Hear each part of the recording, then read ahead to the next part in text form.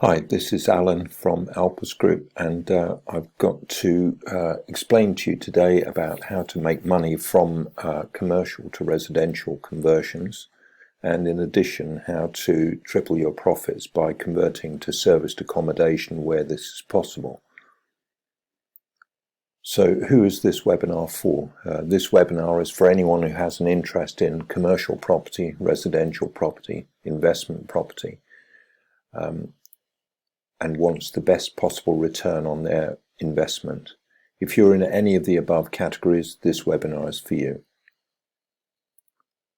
So why listen to me? I've got a lot of relevant experience. I'm Alan Edwards, a chartered construction manager with many decades of property development and construction experience. I've worked for contractors, clients and consultants on projects from the smallest to the largest in the UK and internationally.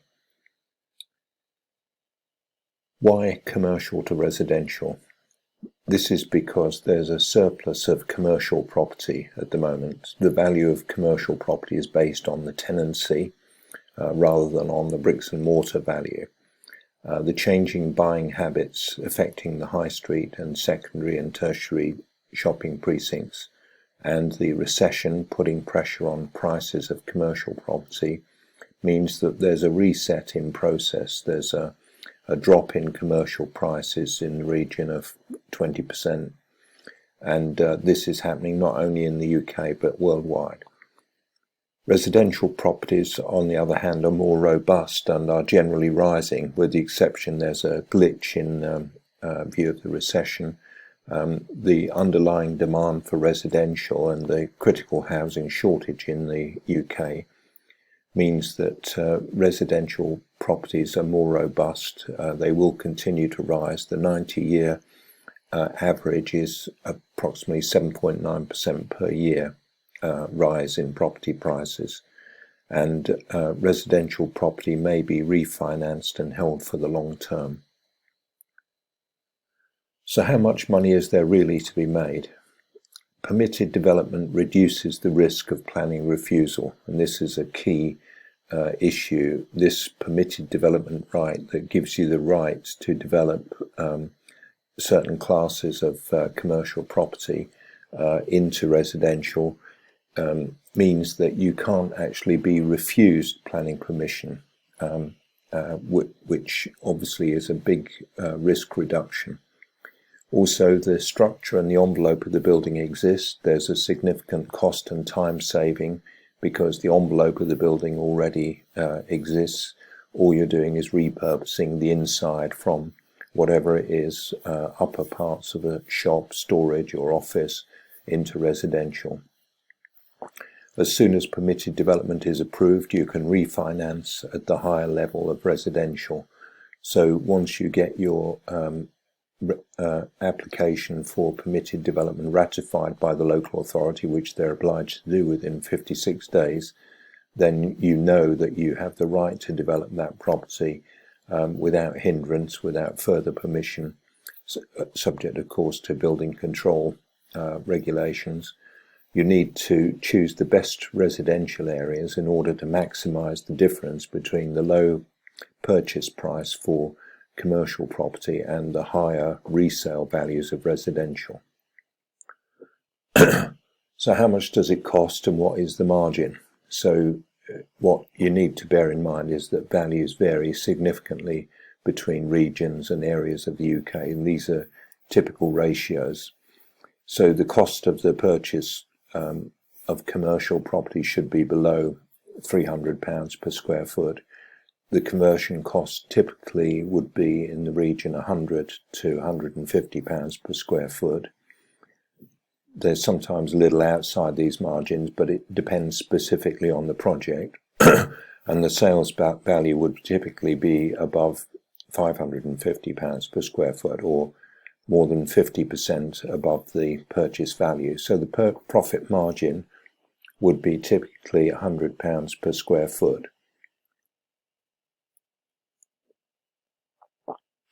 So where to start? Every project is different and needs to be appraised individually. You need to consider the location of the property and is it suitable for conversion. regarding noise issues, highways considerations and parking, the purchase cost, the conversion costs, design and construction fees, finance costs and resale values. These are all factors that need to be evaluated very accurately in order to ensure that you get a profitable development. So Alpus uses a 5-step property development success process, and the first of these steps is to identify a prospect site. So we need to look for shops with upper parts. We need to look for offices that are suitable for conversion. We need to look for sites in residential areas with a commercial use, for example, a workshop that may be struggling in the recession, and if it closes down, then there may be a site that's suitable for development. We need to calculate the feasibility of the project and ascertain whether permitted development applies to that project. We need to look at the purchase price of the site, and we need to look at the surrounding area and what the possible resale value of the converted property could be. So we'll have a list of prospect sites, and then we move on to step 2, which is to prove the feasibility based on a preliminary design. So we calculate all the costs of purchase plus solicitors' fees, stamp duty, land tax, calculate the design and construction costs, local authority fees, and any other utility costs that there may be, also the finance costs, and we also allow a contingency sum appropriate to the risks for that particular development.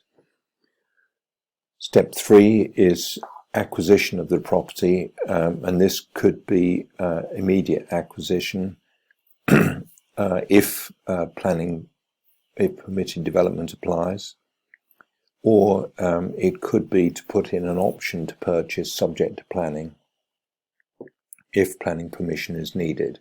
So this means that you've got less risk involved in the transaction. Step 4 is sales and marketing, and the sales and marketing strategy depends on the planned exit strategy. Are you holding for the long term, in which case refinance will be required, or are you going to sell completed units early off plan? And step 5 is detailed design and construction. So detailed design and construction depends upon the chosen contracting strategy, and this we're going to talk about a little bit later, and whose responsibility the design is. So how do Alpus acquire sites? We undertake letter writing campaigns direct to vendor. We have sources all over the UK. We identify sites from commercial agents. We negotiate with property owners. We may carry out purchase lease options, which means we will lease a building in the short term with a view to buying it at a later date. This enables us to acquire sites from owners at current market value. We lease the property until we exercise the option to buy. Or we could exchange contracts immediately with a delayed completion. And we can carry out joint ventures with property owners where suitable. So this is an example of a listed building in Hyde Park area, which was converted to 18 luxury flats. It's luxury serviced accommodation, and it's 5-star quality hotel equivalent. And this particular development is for Cheval Property Management, and that has continued to provide excellent returns over many years. So good design matters, and so does good quality construction, which needs organisation and management. Building is made to last, so you need to get the things right first time, to quality, to budget, to time schedule, and of course safely. Quality assurance and control is essential. Health and safety is mandatory, not optional. So you need to ensure that you have a contractor who complies with the Health and Safety at Work Act 1974, with the RIDDOR reporting requirements, and also that you have a CDM coordinator, that's Construction Design and Management Regulations coordinator, under the UK legislation. So when you assess the number of designers, contractors, subcontractors and specialist suppliers involved in a typical project, there are a lot of moving parts that need to be coordinated. I wrote a book about my experience of a large number of projects during my career, and I identified 20 key factors for project success. This is the book, Project Deliverance, and it identifies a large number of projects, goes through their case studies, and it goes through these 20 key factors for project success. Here they are, and the first one is a clear and concise project remit or brief. So you need to be absolutely clear what the purpose is of your project, and you need to communicate that to your designers and contractors so that they understand and they produce a design and construction that corresponds to the remit. Regarding risk assessment and contingency, this is key success factor number 2. You need to be realistic about the risks involved in your project, and you need to risk assess time and cost and allow sufficient contingency within your budgeting. Otherwise, you may find that your finance could be inadequate. And finance and funding is key success factor number 4. And I've seen examples recently of projects that have been started but not finished, where basically the developer has run out of money and then they're trying desperately to sell on the site to somebody else and get their money out. Key success factor number 4 is that the site is available and accessible. So you'd be surprised at how many times the issue comes up that a tenant who occupies part of the site has not vacated, and or that there's problem with the access to the site because the access route hasn't been agreed with the responsible party, the site owner of the adjacent site perhaps. Key success factor number 5 is statutory permissions are in place. That's planning permission usually and building control permission. So you can't start on converting a project for another use class under the planning legislation, unless you have permission to do that. Or if you do start, you're running the risk that the planning permission may not be granted and you may waste money. And building control is absolutely essential. You must conform with the building regulations, absolutely. Key success factor number 6 is special protection measures and party wall agreements. So there may be pedestrian walkway in front of your property, a roadway. You may have 2 neighbours either side and possibly a neighbour at the back. So all of these party wall conditions need to be recognised, and if you're doing work to the property, you may need to have a party wall agreement in place with all of those neighbours. It's particularly important that if you're doing work at height, that you carry out the necessary protection measures, that people underneath, maybe walking along the pavement, are not injured by any materials or tools dropping from a high level. So you need to protect the public and protect property like cars and vehicles, neighbouring property, all needs to be protected. Key success factor number 7 is protecting utilities. So usually if a site has been developed before, there is some form of utility provision to the site. And sometimes these utilities are going to be reused for the new development, and sometimes they need to be removed totally, or they may need to be diverted. So you need to make arrangements for this to happen. And key success factor number 8 is enabling or advanced works, which usually you try to do this sort of diversion or protection up front before you actually start work. You carry out a full coordinated survey of all the services, and ensure that the services are protected or diverted. Now, if you've got major services diversions, these can cost a lot of money and take a lot of time to carry out. So just to give you an idea, if you wanted to relocate a pylon from the national grid, it's going to cost a massive amount of money, and it's going to take a lot of time to organise with the responsible utilities. Key success factor number 9 is to identify the appropriate contracting strategy. So what I mean by this is traditionally the owner of the site will arrange the consultants to carry out a design which is led by an architect and supported by a civil or structural engineer and a mechanical, electrical, plumbing engineer, usually as the minimum to provide a coordinated design for a site. There may be other specialist consultants involved as well, but those are the main ones. And then that group will invite tenders from contractors to actually implement the designs that they prepared. This sometimes has led to problems with delayed or inadequate information, and there was a move in the 1990s to progress with design and build contracts, which are quite good because they put all the design responsibility with the contractor for completing the works. So there's no split responsibility, and design and build contracts can be a much cleaner way of progressing a project. An alternative is to appoint a construction manager rather than a main contractor. And what this means is the construction manager manages the trade contractors on behalf of the owner, and there can be a saving if this strategy is followed.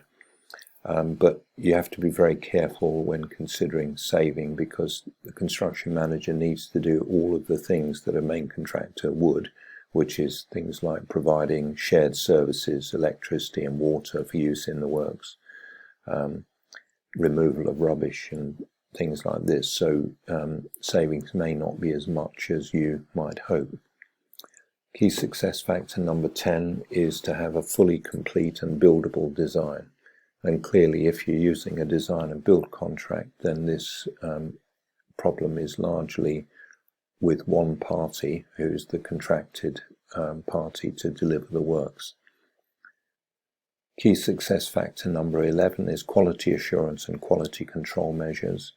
So you need to ensure that you specify the quality that you require, and you specify the procedures and the measures that you need to achieve that quality, and what are the remedies if the quality isn't achieved.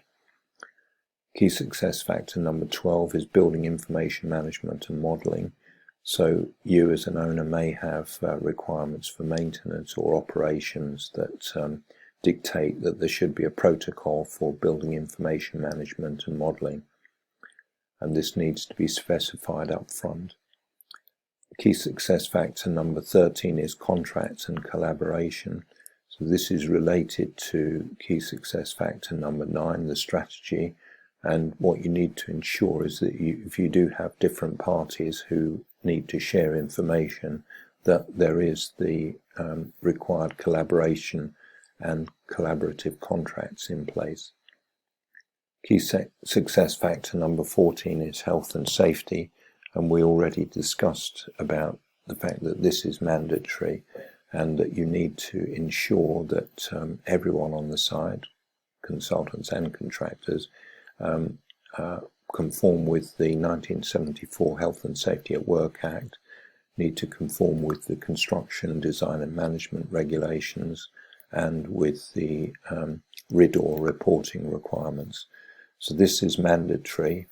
It's not optional, and if you don't organise your work correctly and there is a serious accident or fatality, then the health and safety executive can close your site down, and they could prosecute, and for this sort of offence there is a custodial sentence.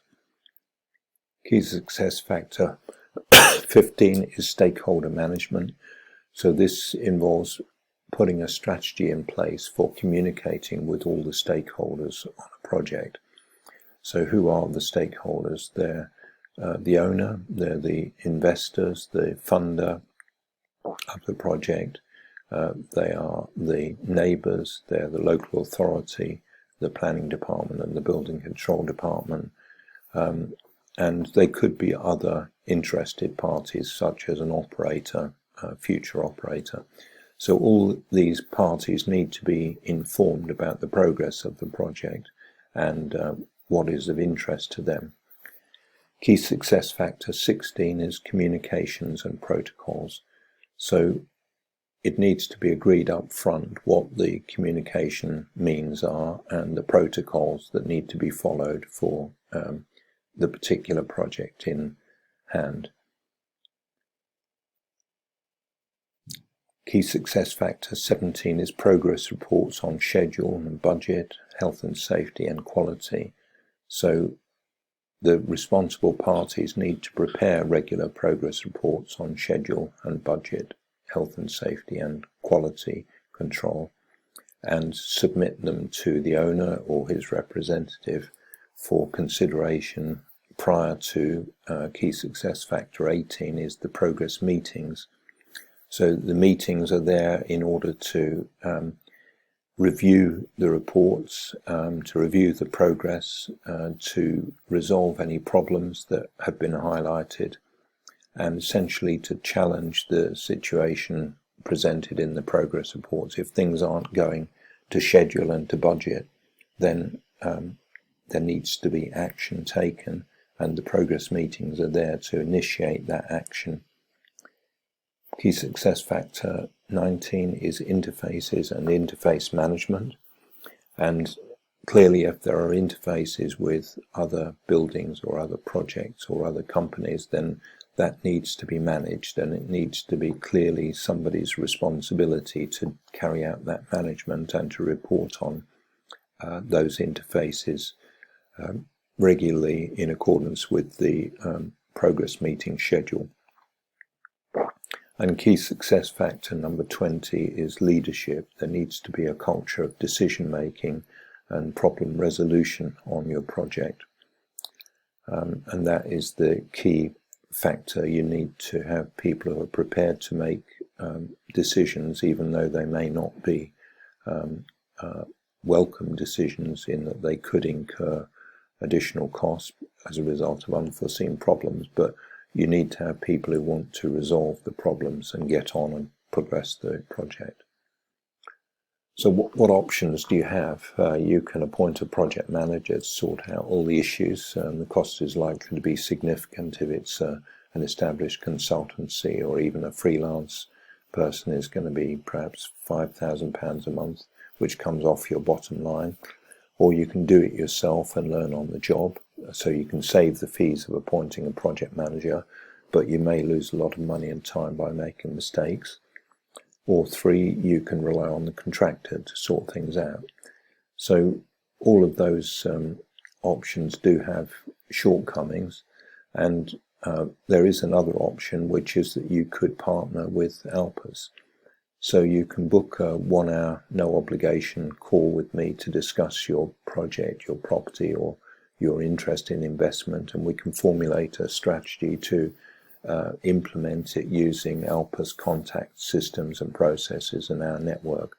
So there's my Calendly link, calendly.com/AlanJE, or you can telephone me on +44 7539 141257 or +44 333 224 1257. We collaborate with different stakeholders such as property owners, property investors, property management companies. We arrange creative finance strategies. We carry out joint ventures. We acquire properties and portfolios. We transform property value. And you can participate in our partner scheme and share in deals as well. We're part of the following property networks: Property Investors Network, which is Simon Zucchi's network. That's the biggest one in the UK. Property Entrepreneurs Network, which is Jack Darrow, Sourcing Investments for sourcing properties, Progressive Property Ventures, Cobra Club, Startup Disruptors, and our network is growing constantly. We have a webinar offer which is for Property Development Success course priced at £1,997, and we go through the 5-step property development success process, and we give support over the 8 weeks that this course takes, and we go through each of the modules. Module 1 is to identify sites and prospects, and we'll be doing this in real time and identifying suitable sites and prospects.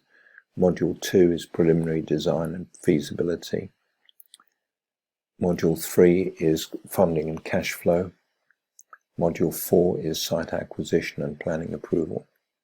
Module 5 is marketing and sales. Module 6 is detailed design and construction. Module 7 is system building, and Module 8 is management and control systems. And additionally, we'll be holding a one-day event online on Saturday the 14th of January 2023, starting at 9 AM, at which we'll be doing a review of each of the 8 modules that I just described for property development success. So you can sign up here for this one-day event, which costs just £47 for a review of all the 8 modules, and the link is on the screen, and I'll put it in the description below. It's paypal.me/AlanJE99, paypal.me/AlanJE99. So Alpus transforms property value. You can contact Alpus today. We'd love to help you to solve your property problem, whatever it is. We're based in Hampshire in the UK and in Slovenia, and operate all over the UK and in Europe. There's a job form link if you want to give us your contact details, and there are our contact details there. The phone numbers again, +44 333 224 1257 and +44 7539 141257. The email address is alan@alpusgroup.com, and our website is www.alpusgroup.com, and there are extensions on that for property investment, property development, property education, and property development success for our webinar. Okay, that's all for now. Cheers.